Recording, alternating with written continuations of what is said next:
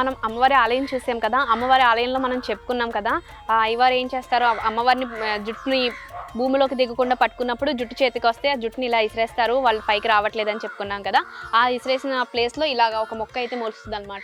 ఇది పేరు లేని చెట్టుగా పిలుస్తారు. ఇక్కడ పూజలు కూడా చేస్తున్నారు. ఈ చెట్టుకి ఏంటంటే కాయ కాయదు, పువ్వు పూయదు అని చెప్తా ఉంటారు. ఇది కొన్ని సంవత్సరాలు అయిన తర్వాత మళ్ళీ దీని ప్లేస్లోనే, అంటే దీనికి కాసిన ఒక విత్తనం వల్ల మళ్ళీ ఒకటే చెట్టు మొలుస్తుంది, కానీ ఇది అంతమైపోయిన తర్వాత అది మొలుస్తుంది. అలా మనకి ఇక్కడ ఒక చెట్టు అయితే ఉంటుంది.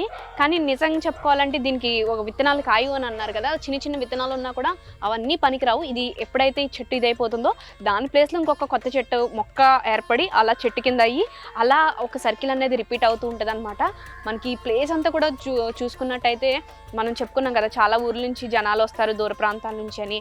సో ఇదంతా కూడా చాలా వాళ్ళు మొక్కులు తీర్చుకుంటారనమాట. అంటే కోళ్ళని కోసుకోవడం, మేకల్ని కోసుకోవడం చేసుకున్నప్పుడు వంటలు వండుకుంటారు కదా, దానికి కావాల్సిన సామాగ్రి అంతా కూడా ఇక్కడ ఉంది. ఇదంతా కూడా వాళ్ళు యూజ్ చేసుకోవడానికి ఇక్కడ పెద్ద స్థలం అయితే ఉంది. మనకి ఎదురుగా గోదావరి పొంగితే మాత్రం అక్కడ ఈ బైక్ వరకు కూడా మనకి వచ్చినా కూడా ఆశ్చర్యపోక్కర్లేదు. ఎందుకంటే గోదావరి ఇప్పుడు చాలా తక్కువగా ఉంది. వరదలు వచ్చినప్పుడు మాత్రం ఇదంతా మునిగిపోతుంది. అమ్మవారి ఆలయంలో కూడా ఆ వరద నీరు అనేది చేరుతుందనమాట.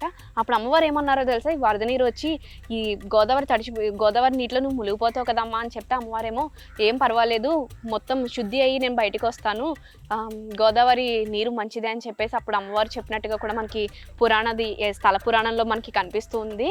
ఇక్కడ చాలా ప్రశాంతమైన వాతావరణం ఉంది. ఇక్కడ ఊరి పొలివేరులో అమ్మవారు కొలువై ఉన్నారు.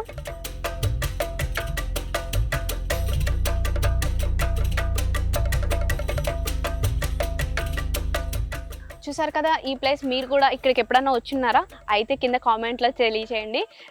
ఇది ఎంత దూరంలో ఉంటుంది అంటే పాలకొల్లు నుంచి ఇక్కడికి పాలకొల్లు నుంచి రావచ్చు, ఇలాగ ఆచంట నుంచి రావచ్చు. 2 మార్గాలు ఉన్నాయన్నమాట. ఆచంట నుంచి పాలకొల్లు నుంచి మధ్యలో ఉంటుంది. దీని యొక్క అడ్రస్ కూడా మనం డిస్క్రిప్షన్లో పెడతాం, ఈ గుడి యొక్క అడ్రస్ కూడా.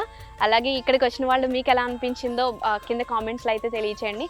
మళ్ళీ ఇంకో డివోషనల్ బ్లాగ్తో మళ్ళీ కలుసుకుందాం. అంతవరకు సెలవు.